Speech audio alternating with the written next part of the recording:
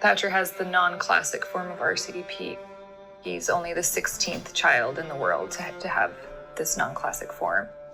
Basically, we were told that it's a progressive disease and that he's going to continue to get worse, not better. What other choice do you have when you're told that your child, his heart and his lungs are going to continue to get worse and ultimately he's going to die?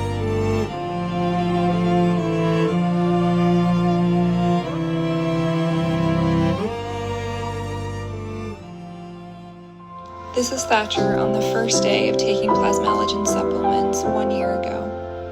And this is Thatcher today. This is how he used to walk. He could take a couple steps and then would fall down. And this is him walking today. This is how he used to play, scooting a book along the floor, not interacting at all with his siblings or responding to his name. And this is how he plays with his siblings now. He loves running and chasing them around the house.